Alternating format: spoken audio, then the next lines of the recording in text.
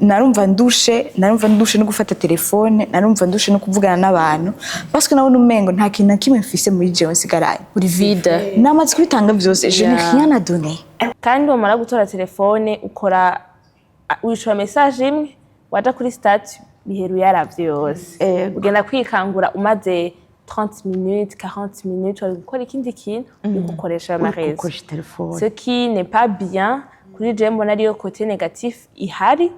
Réseaux sociaux ni ikintu en même temps ciza kandi kibi. Je nakigereranije n'imbugita. Imbugita ni ikintu ciza dukwatisha ibiraya dukatisha amafruits tout ça, ugabo en même temps ni ikintu qui peut me tuer.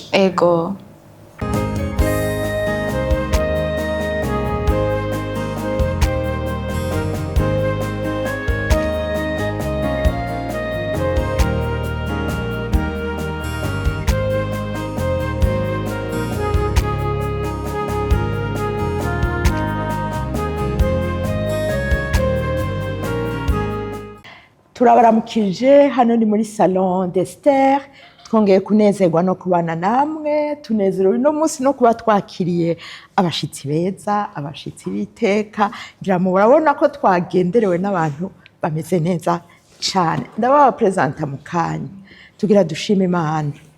Uhoraho mwami Imana, tuguhaye icubahiro, tuguhaye amashimwe, tunezerewe nuko wongeye kutugirira neza, uduha akanya ko kuyaga n'abana n'abavyeyi kubw'icubahiro cawe. Turagutumiriye muhemu yera, ngwino ubane natwe, tuguhaye ikaze, tuguhaye karibu mwami, ubane natwe mu biyago vyacu vyose, ni mu izina rya Yesu Kristo nsenze, amen amen amen. No sinagenderewe n'inkumi nziza cane, ngenda bareke bipresente bonyene. Mpere hano ama droite, ushobora kwipresenta ukatubwira uri we? Mwakoze. Je nitwa Iteriteka Désir Gianna, nkaba ndi umwigeme w'umurundikazi afite imyaka 21, ndakijijwe, ndakunda Yesu, nkaba aussi umunyeshuri également n'entrepreneur. Umunyeshuri n'umu-entrepreneur, wow. Hariho nawe tubwire utwibutse. Bonje nose ko batanguye kumenyera gatoye mebo, reka dusubiremo naje. Nitwa Chanciela Ishimwe, ndi umurundikazi, ndi umwigeme na jewe, hama mu vyo nkora nsanzwe ni mu marketing practitioner muri make. Sinzi ko ari en terme mu Kirundi bivuga muganga tuzohirondera plus tard. Hama ego nanje ndakijijwe. Merci beaucoup. Karibu cyane Chanciela. Hano ndi kumwe n'undi mama mwiza, yotubwira uwari we? Merci Dorine Noella Cishatse, ndubatse mfise abana babiri, hama mu kazi ka misi yose ndi umu psychologue niko babita, ngo turango by'ifato hajya ntavyo turasagira irukanya ibintu by'inyifato, hama Musangwa muri SSH. Okay, turi kumwe na Dorine Musangwa muri SSH, ca kigo citwararika ingo, gufasha ingo kubaho zimerewe neza kandi zifise ubushobozi. Uyu munsi turi kumwe n'abajene, turiko turaganira ibintu vy'ingirakamaro cane ku bajene, ku bamama, kuri twebwe no ku bamami. Mbona twese n'abapapi, twese ico kintu kitumereye neza ariko kandi kitubangamiye. Ego ni ikintu ciswe kuba ku marezo sociaux, ku mbuga ngurukana bumenyi. Ego biradufashije, biranadutwaye umutima n'ubwenge cane muri ino minsi. Nagira mpere mbaza aba bajene bacu, ndanezerewe basha no kubona aba bajene bangana n'abana banje nkumbuye batarino. Mwakoze cyane kuza kuturamutsa. Ego rero nagira ndababazi, bahora bavuga ngo amarezo sociaux c'est un mal nécessaire mais c'est aussi une bénédiction à gérer. Sivyo? Uravye ikifise poids gusumba ikindi, arico mu bivuga ko mu mafraze makeya uyibona gute? Aya marezo sociaux ni na vyinshi biraturembeje. Bon. Je personnellement novuga yuko ari une bénédiction à gérer kubera ko ego il est vrai hariho amakote négatif yavyo, hariho ibintu bitari vyiza nko par exemple gender nka le fait yuko ukivyuka usanga réflexe ya mbere wagize gutora telefone. Nivyo vraiment. Kandi wamara gutora telefone ukora wishura message imwe waja kuri statut biheru yaravye yose. Ugenda kwikangura umaze 30 minutes, 40 minutes, wari gukora ikindi kintu ukoresha amarezo. Ce qui n'est pas bien. Kuri je mbona ariyo côté négatif ihari. Aussi hari na côté positif kubera ko personnellement jewe niga communication. Kandi niga communication sigura yuko akazi kanje ubu kose gasanga kako gatuna autour ya réseaux sociaux. Nkuko nabivuze du entrepreneur. Donc ngira commerce en ligne. Nta kibanza fise kubera ko ndafise ishuri n'akandi kazi ya kote nta mwanya w'ikibanza fise. Kandi ni retrouva niko ndagira n'amavente menshi kurusha abafise ikibanza ati dandaza ku marezo. Rero urumva je nico gituma novuga ati c'est une bénédiction à gérer kuko urumva somehow harabo biha amafaranga byungukira hari nabo bigaburira cyane ni nkuko hariyo nabo vyica bitwara umwanya gusa bitega chance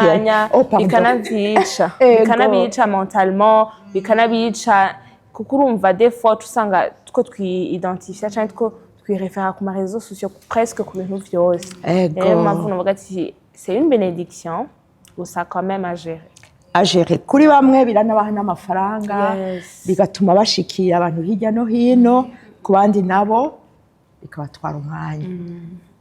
Hari icyo twongerezako?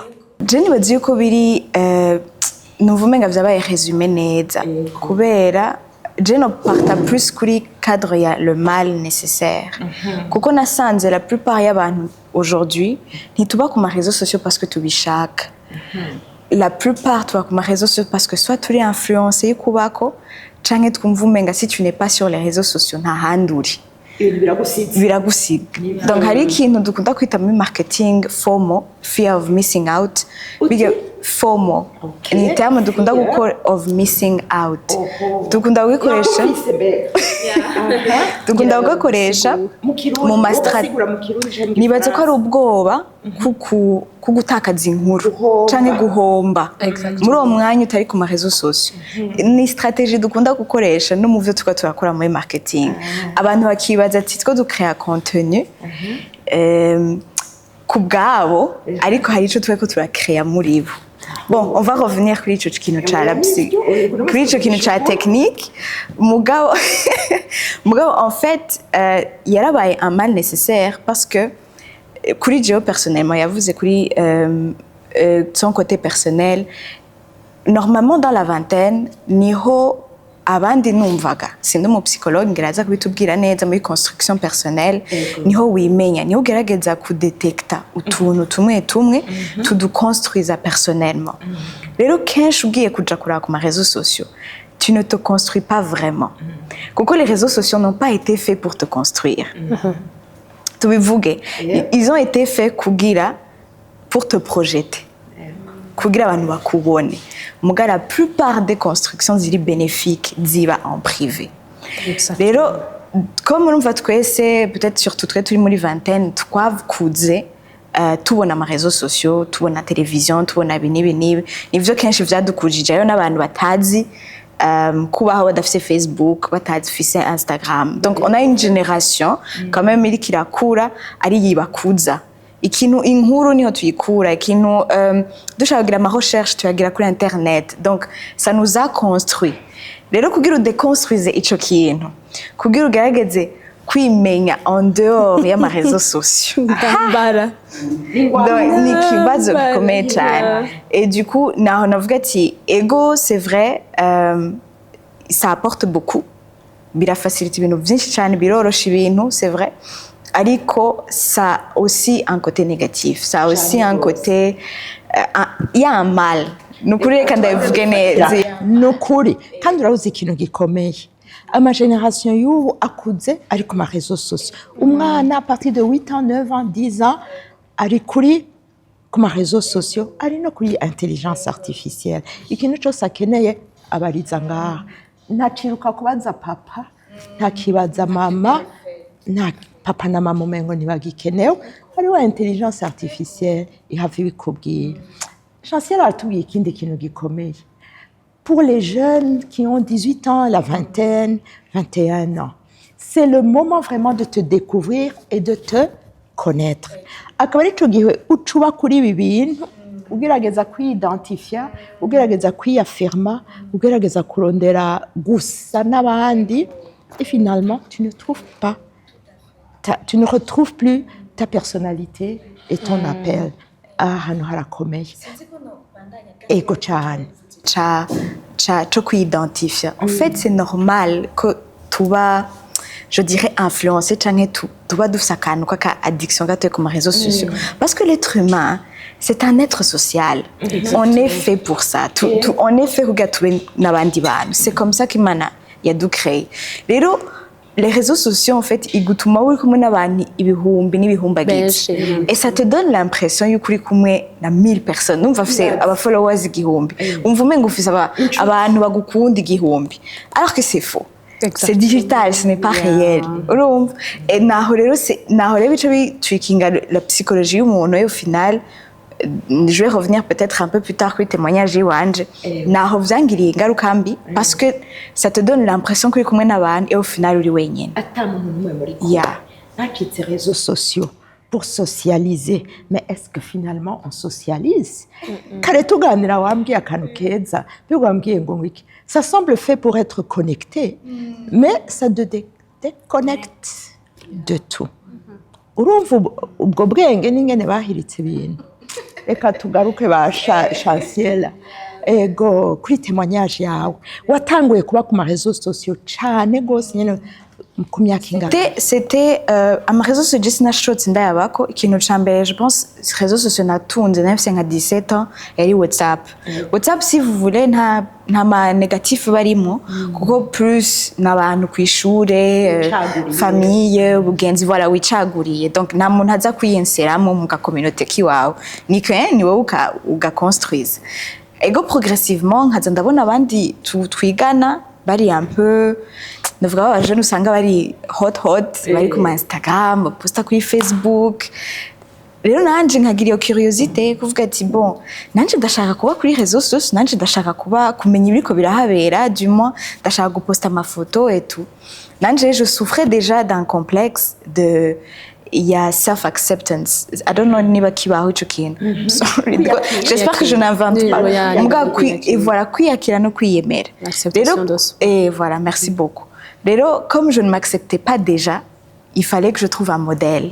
Il fallait que ndondere umuntu ati bon, je ne m'aime pas uko ndi, il faut que ndondere undi muntu. Asa nka jewe cyangwa ashaka kuba nka jewe hama je vais m'identifier hama ncikewe. J'avais vraiment ce sérieux problème uwende ko ndavyibuka. Rero ama réseaux sociaux caza nsanzwe nifitiye ibibazo. Nsanzwe nifitiye ibibazo utangwa kwikompara n'abandi utangwa kuraba naka asuku we usuku. Hama rero vraiment hari ikintu ama réseaux sociaux atwereka nuko abandi bose bamari beza kukurusha bamafise amahera kukurusha bafise byinshi bakurusha donc déjà ça t'affecte kuko peut-être urya moyen tu n'étais pas assez construit sur des bases solides ku buryo wewe woja ku ma réseaux sociaux ntuwisantumenga urashaka kwikompara n'abandi progressivement ndayabako ari guposta gusa bisanzwe mbwa nkaguma ndi mfise yo complexe yo kwikompara ngerageza kutrouva sinzi ko nari ndondera un vide, je ne sais pas, je n'ai que darondera mugabo, il y avait quelque chose en moi, non vumenga je ne suis pas satisfaite de mon image. Kubandi. Et puis nangura kubikoreramwo, ntangura kwandika ama article, ntangura kugira ibintu bimwe vy'akazi, ama vlog n'ama présentation. Ngaca ni retrouva oversharing. I don't know if oversharing. Ego, oversharing. Ni gusangira ibintu utarukuye no gusangira n'abandi kandi ivyo twese ntitumenya limite en fait quand la limite a été franchie mugabo naca ni retrouve ndiko ndapartage ibintu bidakenewe ku bandi du moins muga nkumva umenga no il faut ko mvyuza ama page il faut que abantu baguma et il faut ko ndonka abantu kuri iyo communauté nako ndakrea du moins je ni retrouve ndiko nda oversharing birabaho oversharing ndiko ndavanta mugabo ndiko ndavuga ikintu kindi niyo ndiko nda oversharing hama ndagira ahantu progressivement ndaja n'ibindi peut-être n'ibibazo ariko ndahura navyo dans ma vie personnelle ndagira ico bita burnout. Et notre psychologue aza kudusigurira ce que c'est.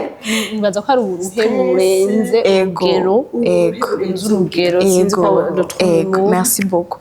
Donc ndagira muri burnout ndi umwana muto, je pense que j'avais en fait je pense que l'expérience est différente selon abantu mugabo le burnout ni narumva ndushe narumva ndushe no gufata telefone narumva ndushe no kuvugana n'abantu parce que nabona umengo nta kintu kimwe mfise muri jewe nsigaraye uri vide namaze kubitanga byose je n'ai rien à donner ariko kumva uri obligé yo kuba ego parce que urumva tu as créé ikintu donc abantu they are expecting you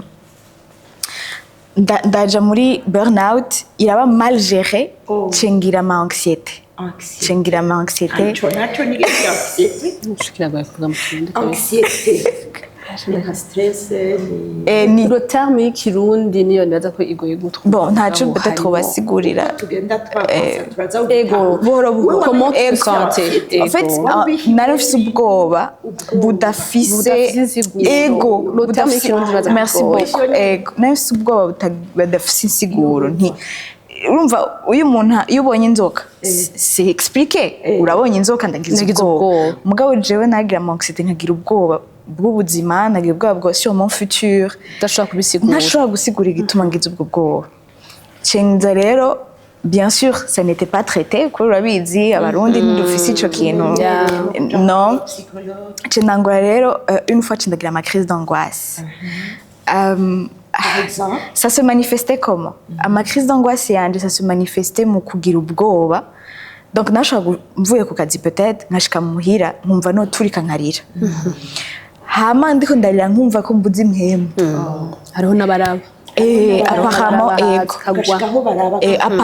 apparemment donc nkagira urumva c'était trop pour moi kandi sinamenya ati basi narenza karimbi hehe nakoze ikosa hehe ni hehe ntari guposta ni hehe ntari kuvuga ni hehe en fait c'était où le problème nkabibura sinanamenye n'igituma nisante uko nkaca ayo ma crise d'angoisse yaramfashe nkaca niyenferma rero mbukeye bikaca bicika ikibazo parce que si j'avais des crises d'angoisse le soir le matin sinashobora kuvyuka vyaranka kuvyuka vyaranka kumva mu gitanda narumva umenga ndi bloqué sinzi ko ça existe déjà arrivé aux gens mugaje narumva yuko sinova mu gitanda kandi nkumva yuko amaguru fonctionne mugo umubiri ukambaye ati je bouge pas wowe ushaka kugendagenda muga moi je bouge pas rero ntangoye kubona ko ça va être problématique kurumva nawe uratanga kwiyumvira ku buzima bwawe ugatangura kubona yuko bino bintu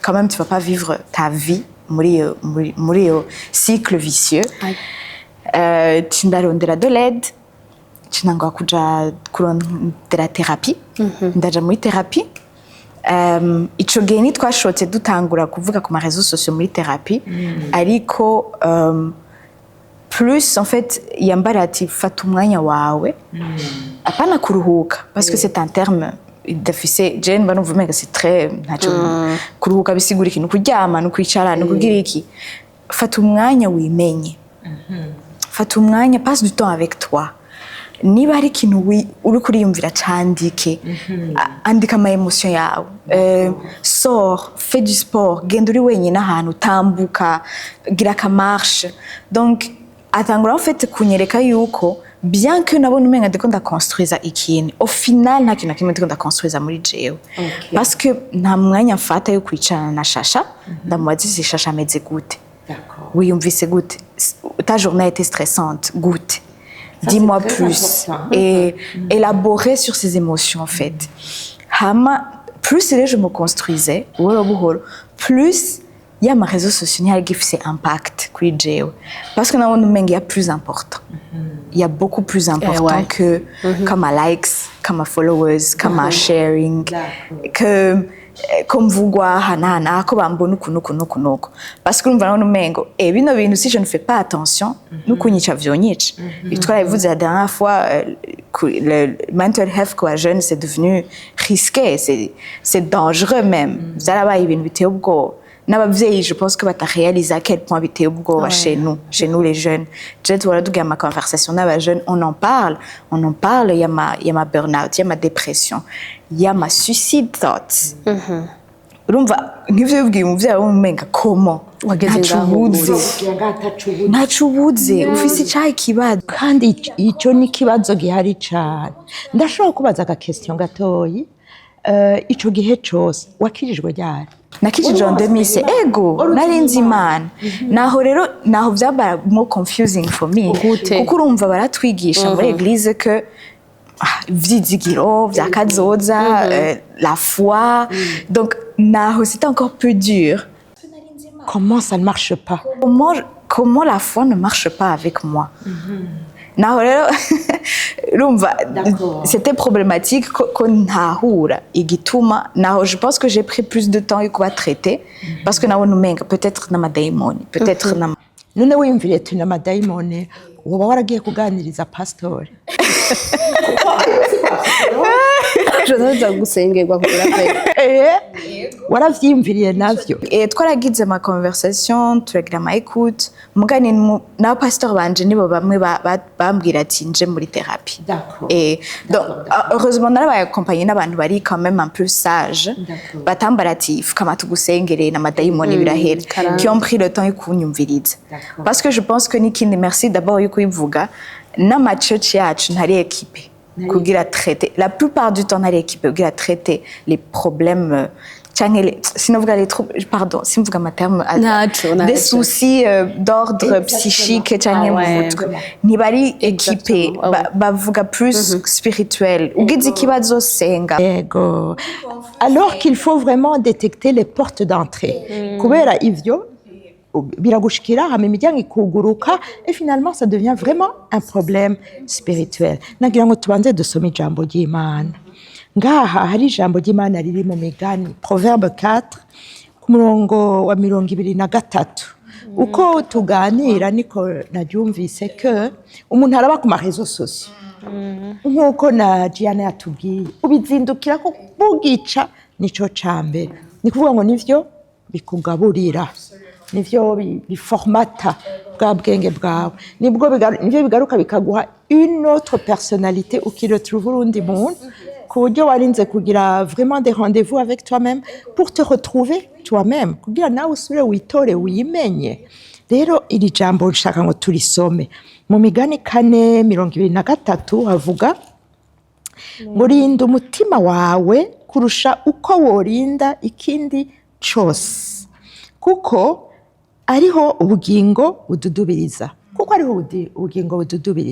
ijambo ry'Imana ngaha rivuze kurinda umutima wawe si wa mutima ujya upompa amaraso ariko ni wa mushaha wawe wa mutima wawe ya muhemu wawe kumenya kuyirinda kumenya ico yigaburira kumenya ico yiha buri munsi rero kuri aya marezo sociaux on dirait qu'on nous gave de choses on nous gave nukuri baradutsindagiramwo hakagira igihe overdose nyene bikakunanira kudigera no guprocessinga rero iri jambo nsanze ari ukuri kabisa gose cyane utariga kurinda umutima wawe nico shaka ko tuvugako kurinda uwo mushaha wawe kurinda uwo mutima wawe kurinda ibica mu matwi kurinda ibica mu maso mbega umuntu asubira kubishikako gute hari ico widufasha ko Diana kubera quelque part on est obligé yo kuzibako kuko turahakurikira amakuru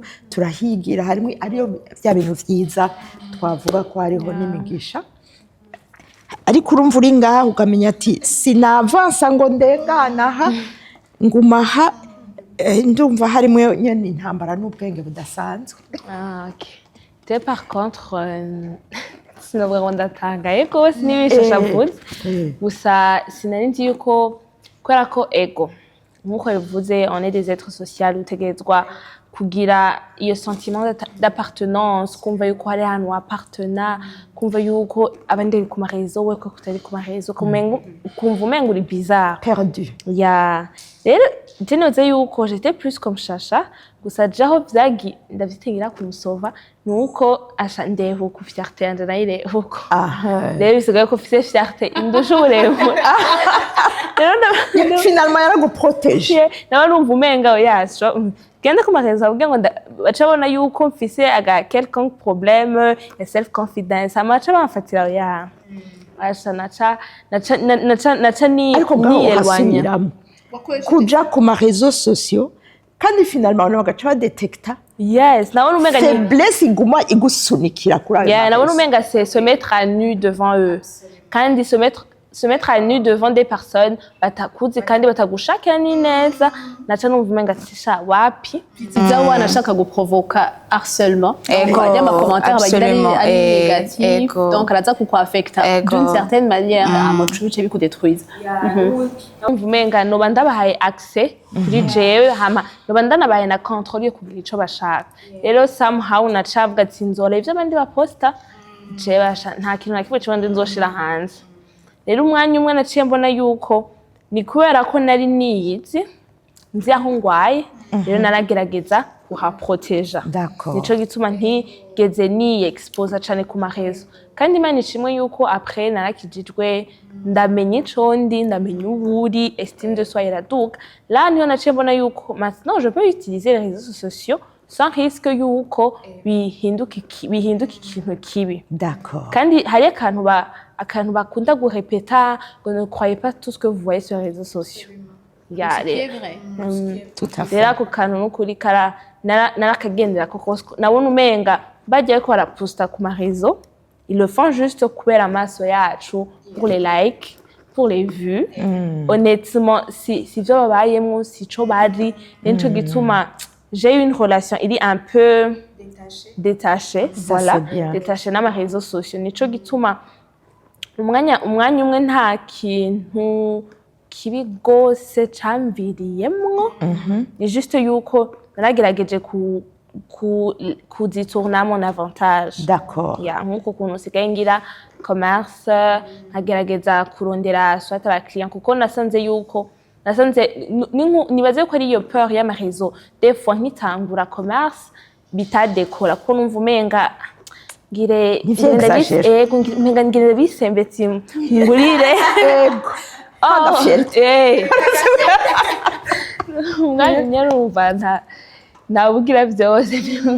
Attends, j'ai compris quand même quelque chose. Connaître ton identité, c'est très important. Il faut connaître ton identité en Christ. Hanyuma, comment la protéger? Pourquoi identité urayimenya?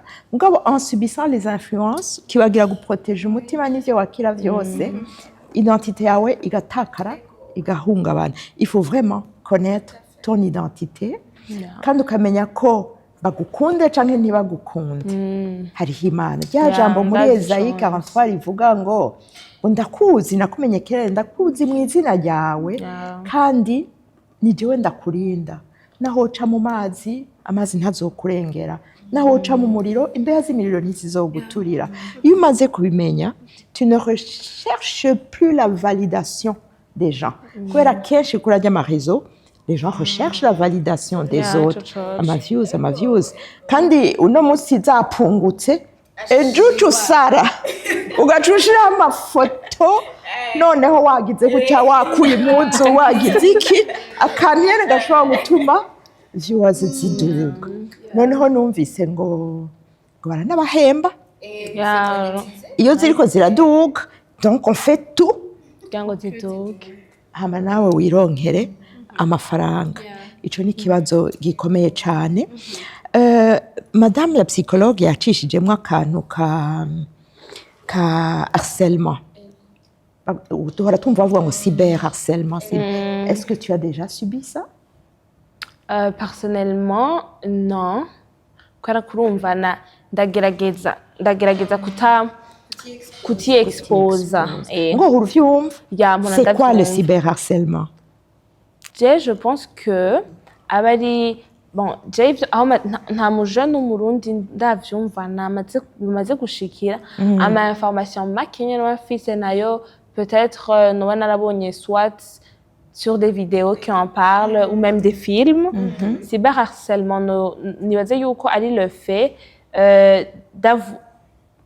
d'avoir soit des messages, soit des approches, des menaces, ou même des insultes. Ni moquerie, ni harimo kuba humilié, urumva niyo attaque iza voilà, ni physique mugabo kama biraza kwa affecta inama. Absolument. Numva ari ikintu gikomeye kandi nibaza uvuze ngo sindavyumva mu bana b'abarundi ariko je pense ko bihari. Je pense ahubwo ko abarundi ntibamenya ingene bashaka les bons termes kubibazo. Donc hari umuntu ashaka kuza kuri commentaire akakurengera vraiment akavuga ibintu biteye ubwoba akanagiza no mu ma message yawe akavuga ibintu biteye ubwoba surtout twa abakobwa je pense que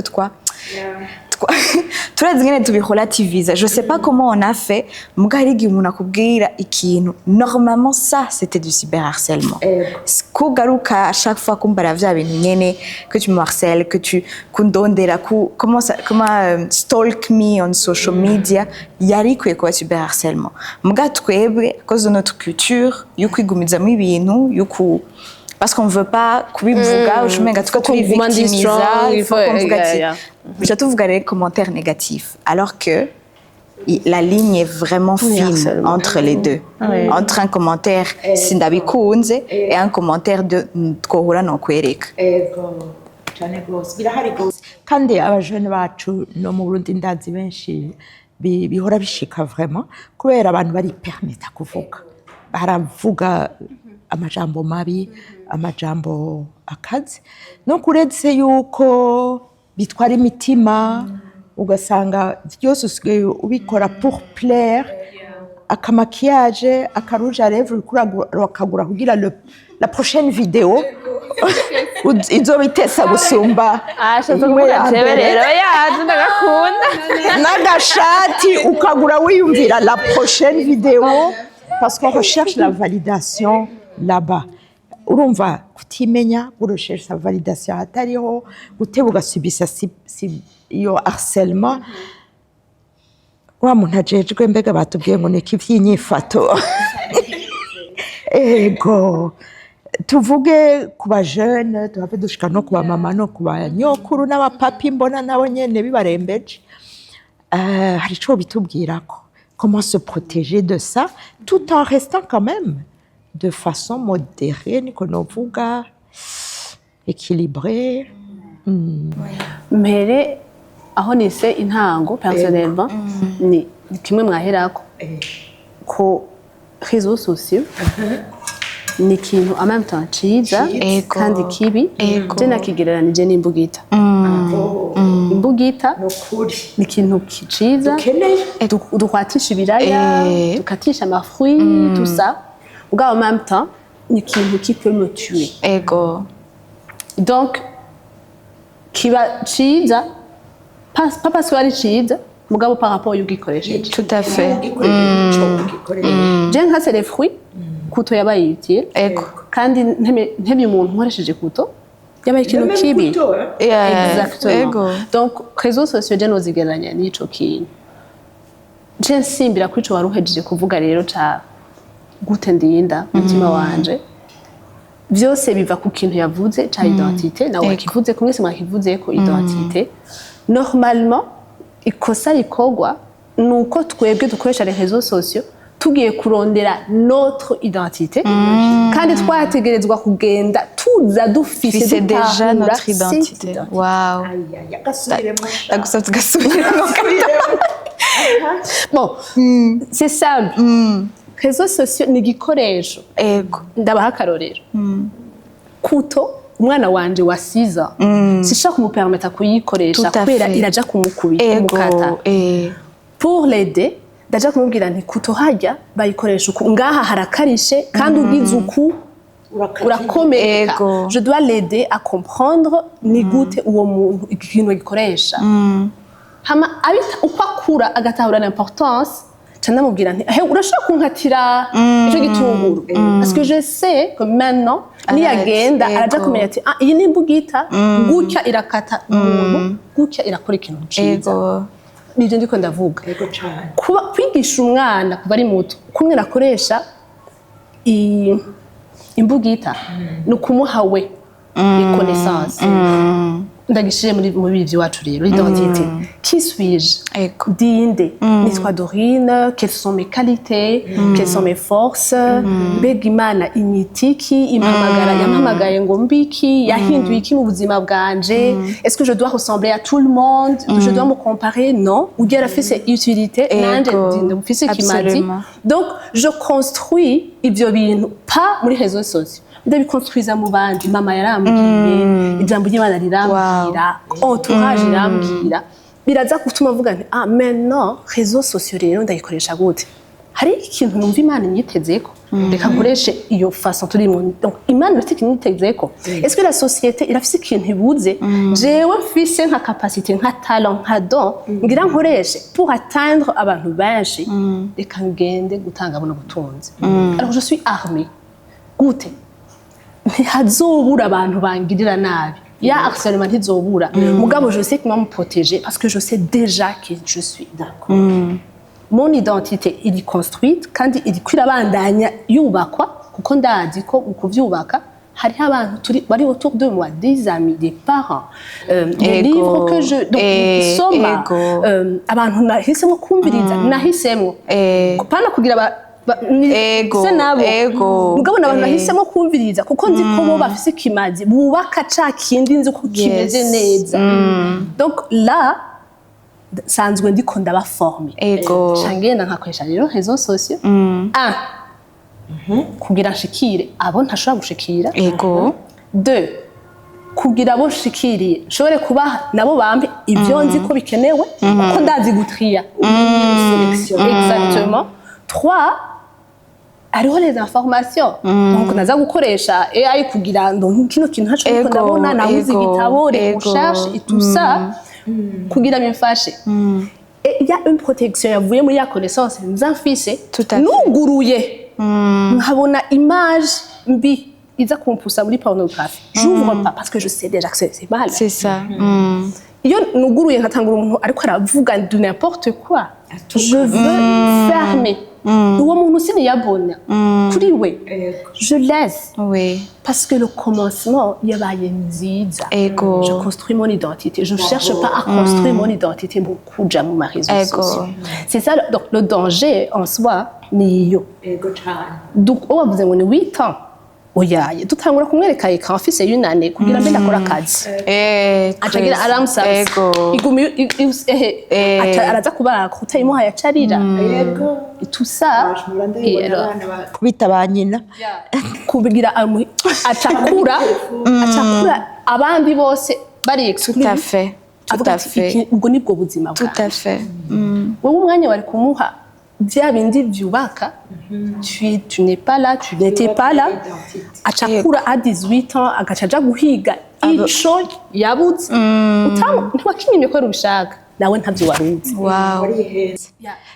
tubonereho gukebura abavyeyi ego telefone abana barazidusaba cyane kandi je naratangara wazibona yatoye amaje yatoye ibintu byinshi nawe utazi iyo bironderera ngo ugasanga umwana wasiza ni wasigaye akwereka aho ubironderera imwanya uri kuratujana ariko numvise ikintu kimwe cyane kwibaza yuko ufite abagenzi benshi kwibaza kuri kura connecta n'isi yose kumva ati navuganye n'uwo muri Australie kandi nanaka muri Brazil twamye tuvugana n'uwo muri États-Unis ukumva umenga tu es en train vraiment de connecter kubera ubunye urabona n'abantu baraza kuramukanya mukanya haducecetse umwe wese azoba ari ku telefone ça veut dire quoi on se trompe que on a une vie connectée avec d'autres personnes alors qu'on est turiko turi déconnecta kandi kubera ibi bintu vraiment kwiyanuya ntikibaho iyo terme bari mu kuyikuramwo muri dictionnaire kwiyanuya ntibikibaho ufise telefone tu as des choses à regarder ku buryo ushobora kwirirwa wenyene ukagira impression ko utiennuye ukagira impression ko wavuganye n'abantu mugabo à la fin ukita imbega navuganye nande finalement ni iki finalement ma uhejeje kugara yavuze ikintu tu es seul eko et c'est là où l'anxiété en fait wowe wari uzi kuri ko urubaka ubucuti kugira uronke abantu baguzame wumve ko utari wenyene igice kitwereka yuko harimo le danger nuko uhejeje trop seul izimye ego machine kazima wumva umenga ubuzima bwawe bwose burahagaze reka kugira ko rwanya ukura tujyana ariko ndumva umenga tuzohava ndashaka kukubaza mbega comment détecter que le burn-out iri kurinjira ya anxiété wobitora gute uri umujene uri umumama ukamenya ati burya ahantu rero natanguye kuexagera. Comment aussi, si je peux rebondir, comment s'en préserver avant même que bidushikira ou avant même de yukuja kuma réseaux sociaux, comment se préparer, se construire hama kuko urumva as we said no munsi c'est quelque chose dont on a besoin ariko avant comment on peut se construire personnellement avant yukuja imbere y'abantu et comment se construire comment détecter que ces problèmes arrivent et je dirais envoûter c'est dépendance kuri drogue babitanga bari gute addicted qu'on est déjà addicted kuri twe bidetecta gute hama comment se former ça va être un peu spécial kubera wavuze ati n'umwana wa 5 ans arajako n'uwa 7 ans ça veut dire que on se forme différemment je suppose par section d'âge dufashe ikintu ca mbere utuma umenya ko kabaye ego tu ne t'en passes pas ça c'est dangereux dernièrement naradiscuté n'umuntu acambwira ngo telefone je ntizima il faut qu'on ngura power bank. Wow.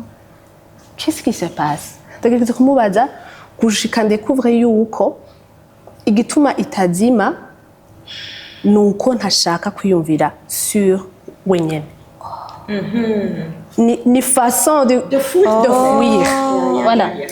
Wow. So ikintu nimba iyi telefone uri kurayikoresha canke machine canke whatever muri gato turavuga udashaka kuvuga uti c'est 30 minutes après tamvugana nanaka après ndaza gukora devoir après ndaza gufata donc le moment ya silence niyumvire sur ma vie comment ma journée yagenze nibihe ibintu biri positif nibihe ibintu biri négatif kandi nibi négatif ntubihunge c'est très important ko umuntu yumva ko ndacari mu buzima buri normal là où iki kirafise umwanya iki ntigifise umwanya mubwo iyo hageze igihe wumva irazimye ugacugira kimwe yavuga ibintu biransize c'est une question y'ibintu biransize tu n'as plus de paix il y a pas de tranquillité c'est trop dangereux hariho kirabuze utanguye kuba umuntu ari agressif n'umuntu adashobora aguma ashwana kwiyumvira kubera kidi nerveuse kubera ikintu uvumenga je dois toujours crier qu'est-ce qui se passe c'est mission si waba kugira nabi ku kazi hari gihe usanga hariho n'igihe babigira atakazi afise si je suis umuntu a crier partout atamahoro agira yumva umenga afise ibintu yagiriza abantu. Eh madame, il faut quand même kugaruka hasi. Qu'est-ce qui se passe chez moi? Du coup, qu'est-ce qui se passe chez moi? Abayiki. Hama ya ngorane ya ma like. Ego. Like wewe ntiwashize ko kugira abantu bige. Washize ko abaye menshi tu es approuvé.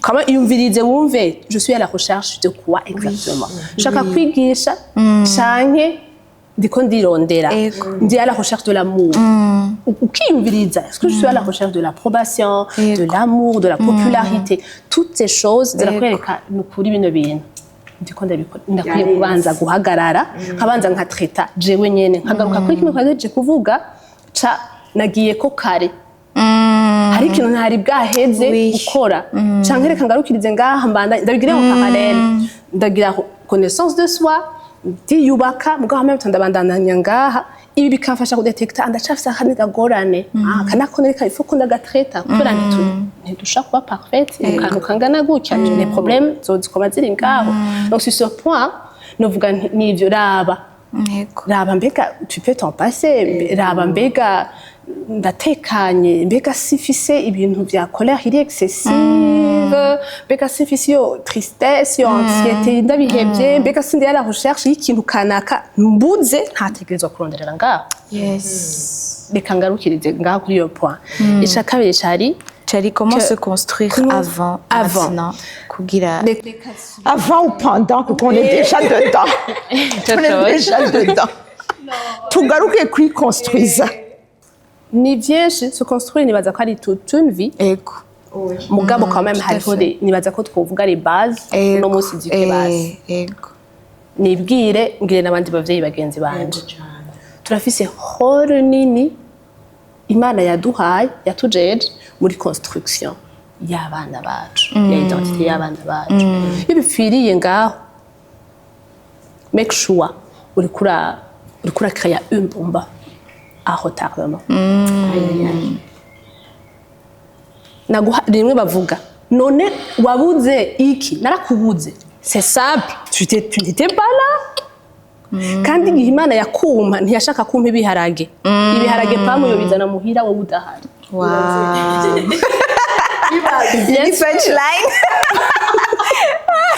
Exactement. Ndashobora gusonza Madame Claudette akambwira ati uraca kuri splash ukabona mama babuze ivyo kurya nkarara mfunguye nkamara des années mfunguye no kuvuga abavyeyi ntidukwiye gutahura yuko le besoin de l'enfant ntizihagaze ku muceri n'ibiharage en premier lieu ntizihagaze kuri frais z'amashure ntizihagaze ku mpuzu ivyo ni ibintu mwene mama na mwene data n'umurundi n'umuzungu yavuze ati je mu tware mu Burundi muje mu Kinindo abantu babuze muce mu bahacashikirwa ubwo hari umuntu nkeneye ndakeneye la personne qui me dit je suis fière de toi apana ngeze muri adolescence kwavuga ati il faut qu'on ambwira je suis fière de toi kugira ntihagire umutipe non il faut qu'on vive kuko ndamubwira je t'aime ntibamuhende muganyene nyene yibwire bise direction yimubwire attends mubwire uti icuri niki le Seigneur Imana itwigisha ko twebwe turaba n'abana kandi dukizwa nuku bimubwira kiri muto a 3 4 5 adugane nawe mubwira ivyo ariko azoja kurondera hanze iyo validation ayikeneye d'abord chez toi le parent donc la construction en soi simbwira aba jeunes directement peut-être ndababwira nti aho muri ko muraja abo muzovyara mumenye ico mubaha bana nabo bumvirize D'accord. Donc ico ni mugabo wamaze ushika muri ako mvuze muri ako kaga twodire mugabo na kaga wamaze kuhashika hariho toujours de l'espoir haba hari ivyizigiro k'umuntu atashoboye kuronka kino ga shaka kuronka nga il faut apprendre à s'aimer prendre soin de soi Écoute, la première chose que tu as faite no kugenda kuraba umuntu ashobora kugufasha kubera Imana yabashizeho kugira badufashe ça c'est tout à fait hama nimba udetecte uti hari abantu bari toxique autour de moi il faut yuko ndabaheba abo bantu nkagenda nkavuga nti uyu buntu abandanya nyereka yuko ndi mugakazi reka tubwira amajambo maremare imbura kimazi mugabo by'ukuri nari nkeneye ubundi muntu anyibutsa ko mo construire donc kuraba kuronka abantu bazima canke abantu bari professionnels ça c'est deux mugabo aussi la troisième chose ni gihe wewe waprena rero kumenya kwandika bega Dorine arafise talent 1 2 3 4 bega Dorine hari ibintu adashoboye 1 2 3 4 bega Dorine arafise moya canke uburyo bwo kwameliora ivyo afise no voilà kugira cet exercice kubera iki on est le produit de la répétition Si ma mère m'a toujours dit tu es moche, nzobloka, je suis moche. C'est ça nous kwiraba. Il faut que ngira des croyances ndazi remplacer na perspective nshasha. C'est un exercice. Voilà. Ibi barabimbwiye ni kinyoma hama ibi navyo nivyo vyo. Bibliquement c'est prouvé. Hama no mu buzima busanzwe ndabona ko ari ivyo biri correct. Donc gira iyo tableau ya misi yose nimba babimbwiye pendant 18 ans nanje gira ntangurira aho nyene nibwire bishasha ntabimbwira je veux le faire. Je veux chercher, je veux m'améliorer. Et la dernière chose, ni vyiza ko umuntu amenya ati muri ivyo vyose l'échec c'est normal. Nico kitwica. Ego. Hari igihe wivuza ukagira ivyo vyose mugo kavuga uti ntegereza kubikora parfaitement sinon si j'échoue ubuzima bwanje burahagaze. C'est pas vrai. On apprend mu goût. ngira mvuge nibwira mugenzi wawe ko ibi bintu birakomeye ibintu birakomeye abaterapeute barahari ku bwacu kandi tureke kwiyumvira ngo ni aba bana b'abajene ba 13-14 ans gusa bakeneye kubera no mu bavyeyi harimo abamaze kugwara kandi umuterapeute arashobora gufasha uwa mbere nguyu arahari ni Dorine muzomurondere agufashe nibisanzwe kuko usanga umuntu yaraguye muri piège uno musi urashobora kuba uri kurabijera neza dans 2 mois ugasanga ari aho vyagutwaye donc c'est ni kintu cyo kuguma normal umuntu hama abajene cyane bariko bari muri novuga ngo vyazanye ibintu vya comparaison kugerageza kwidentifia muri aba nuko bosubira bakamenya ko uko umwe wese Imana yamuremye c'est vraiment une créature merveilleuse niba guhende ngo rabajya amatwi ngo rabijya ruja lèvre ingenisa ngo nta nubwo afise agakoti keza ibisuko vyiwe no musisi vyiza urabona ya makritike yose bagira bariko barakuraba hariya ngo umenye que tu es une créature merveilleuse et que Dieu a mis en toi quelque chose de vraiment unique, spécifique et sans comparaison. Nuko ico kintu umuntu wese yosubira akaciyibutsa.